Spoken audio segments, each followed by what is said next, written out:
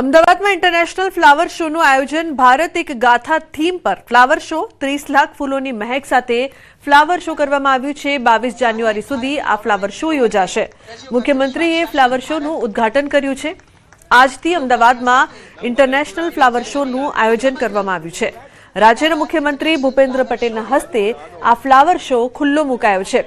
ભારત એક ગાથા થીમ પર 14મા ફ્લાવર શોનું આયોજન કરવામાં આવ્યું છે। સંવાદદાતા પ્રણવ લાઈવ જોડાયા છે। વધુ માહિતી આપવા માટે પ્રણવ, ફ્લાવર શોનું ઉદ્ઘાટન કરવામાં આવ્યું છે। ખાસ કરીને અમદાવાદ વાસીઓ છે તે રાહ પણ તેની જોતા હોય છે। શું વધુ વિગતો છે આપની પાસે પ્રણવ?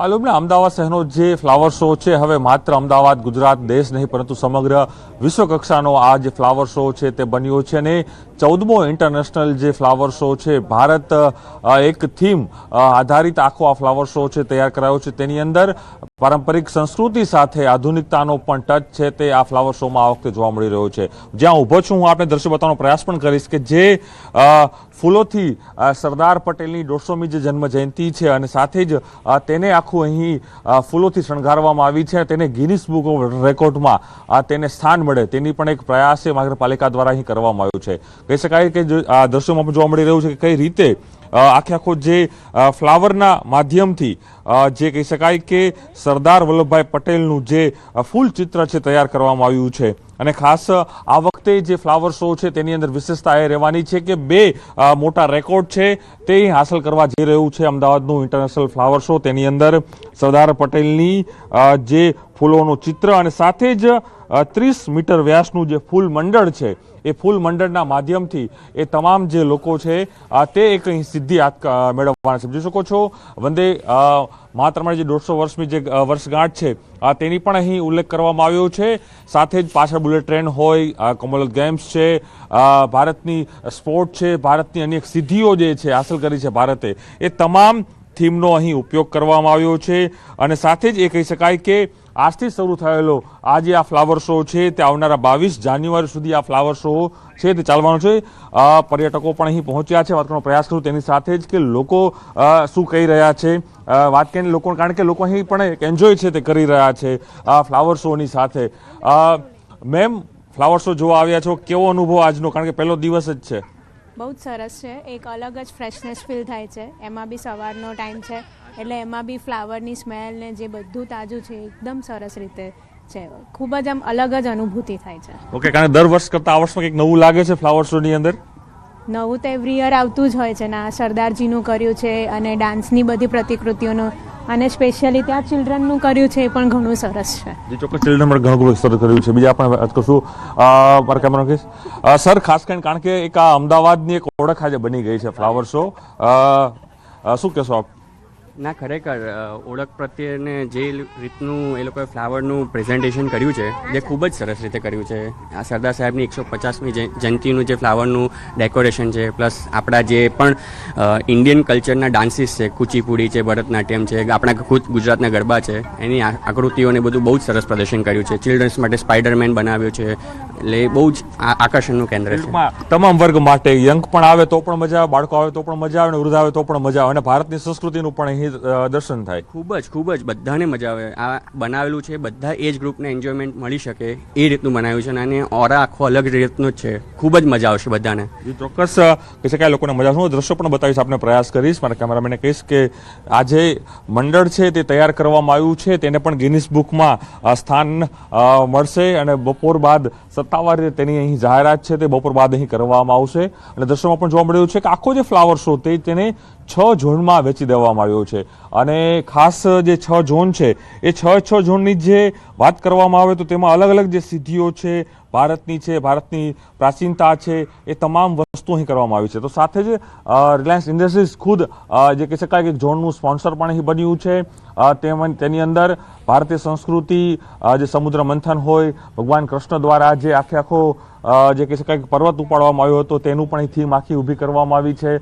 આધુનિક ટચ, જે મેં પહેલાં જ કહ્યું કે તેની અંદર મિસાઇલથી માંડીને બુલેટ ટ્રેન, એ તમામ જે દ્રશ્યો છે તે હાલ અહીં જોવા મળી રહ્યા છે. આપ દ્રશ્યો કહી શકાય કે આ ફ્લાવર શો છે તે હવે માત્ર અમદાવાદ નહીં પરંતુ સમગ્ર વિશ્વ ફલક સુધી આ ફ્લાવર શો છે તેની મહેક છે તે પહોંચી છે અને તેના જ કારણે આજે 14મો ઇન્ટરનેશનલ ફ્લાવર શો છે જે આજે રાજ્યના મુખ્યમંત્રી ભૂપેન્દ્ર પટેલ દ્વારા ખુલ્લો મુકાયો છે. સાથે જ ઋષિકેશ પટેલ પણ જોડાયા હતા અને અન્ય પણ મંત્રી અને મહાનુભાવોના હસ્તે આખો આ ફ્લાવર શો છે તે હાલ અહીં શરૂ કરવામાં આવ્યો છે અને આવનારા 22 જાન્યુઆરી સુધી આ ફ્લાવર શો છે તે અહીં ચાલુ રહેશે. જી બિલકુલ પ્રણવ, આભાર સમગ્ર માહિતી બદલ.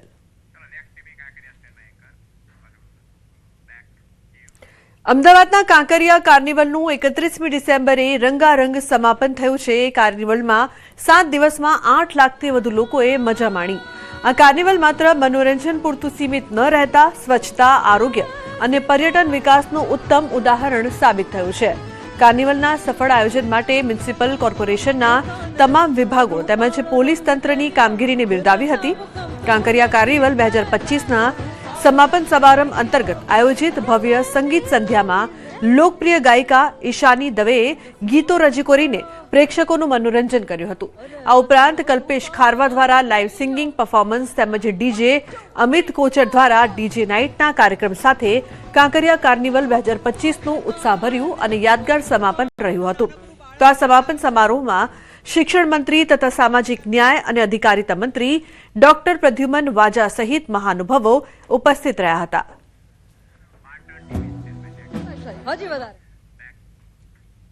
અન્ય સમાચારની વાત કરીએ તો ઠાકોર સમાજને કુરિવાજોમાંથી બહાર લાવીને શિક્ષિત બનાવવાની કવાયત તેજ થઈ છે.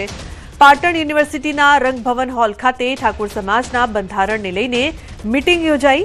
મીટિંગમાં પાટણ, બનાસકાંઠા અને વાવ થરાદ જિલ્લાના ઠાકોર સમાજના બંધારણને સમર્થન આપવા મોટી સંખ્યામાં ઠાકોર સમાજના રાજકીય તેમજ સામાજિક આગેવાનો ઉપસ્થિત રહ્યા હતા. ઠાકોર સમાજમાં ચાલતા કુરિવાજો જન્મથી મરણ સુધીમાં દેખાદેખી અને સામાજિક રિવાજોને કારણે થતા ખોટા ખર્ચાઓ અટકાવીને સમાજને શિક્ષણ પર ભાર મૂકવા ચર્ચા કરાઈ. આ મીટિંગમાં સાંસદ ગેનીબેન ઠાકોર, ધારાસભ્ય દિનેશજી ઠાકોર, પૂર્વ ધારાસભ્ય ચંદનજી ઠાકોર સહિત રાજકીય તેમજ સામાજિક આગેવાનો ઉપસ્થિત રહ્યા હતા. તેમજ ઉપસ્થિત ઠાકોર સમાજના આગેવાનોએ સમાજનું બંધારણ સ્વીકારવા પ્રતિજ્ઞા લીધી હતી. ઉપરાંત આવનારી 4 જાન્યુઆરીના રોજ ઓગણેજ ધામ દિયોદર ખાતે 3 જિલ્લાના ઠાકોર સમાજનું બંધારણ મહાસંમેલન યોજાશે, જ્યાં સમાજના નવા બંધારણ અમલમાં મુકાશે અને આ બંધારણને અમલ કરાવવા દરેક તાલુકા કક્ષાએ સંકલન સમિતિ પણ બનાવાશે. ઉલ્લેખનીય છે કે 3 જિલ્લામાં જે પ્રકારથી આયોજન કરવામાં આવ્યું છે, આગેવાનોએ નિયમો અમલીકરણ માટે શપથ લીધા. સમાજમાં નવા નિયમો, હવે ઠાકોર સમાજ પણ ભાગેડું લગ્ન નહીં સ્વીકારે તેવી પણ ચર્ચા. ઠાકોર સમાજના 16 નવા નિયમ છે જે જાહેર થયા છે. કુરિવાજો હોય, વ્યસનો હોય, તમામ પ્રકારની જે બદીઓ ગણાય એ બદીઓને નાથવા માટે એક જ રામબાણ ઇલાજ હોય તો શિક્ષણ.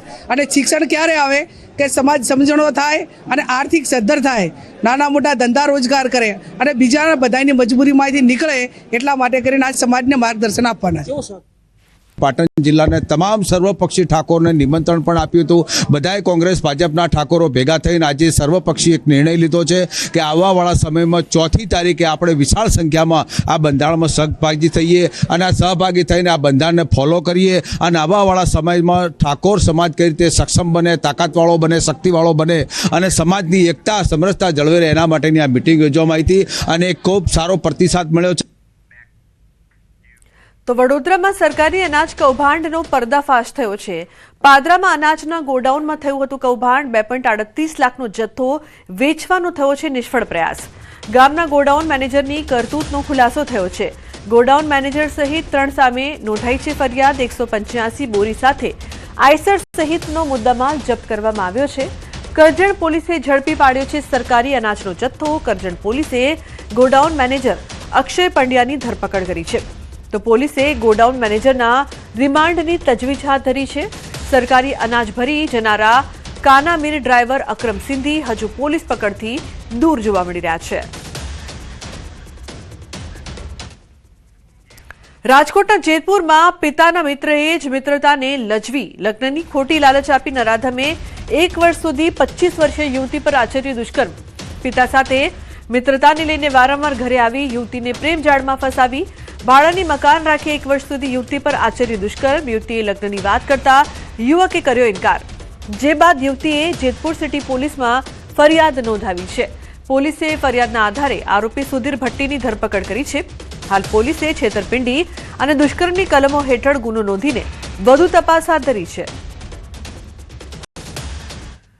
પછી એમની સાથે પ્રેમ સંબંધની વાતો કરી અને પોતે પરિણીત હોવા છતાં તેમને અપરિણીત હોવાની ખાતરી આપી અને તેમને અહીંયા જેતપુર મુકામે એકાદ વર્ષથી લાવી અને અલગ અલગ જગ્યાએ ભાડે રાખી અને પોતે એમની સાથે દુષ્કર્મ કરેલ છે, જે અંગેની ફરિયાદ દાખલ થતાં આરોપીને અત્યારે હસ્તગત કરી અને તેમની રિમાન્ડ માટેની તજવીજ ચાલુ છે.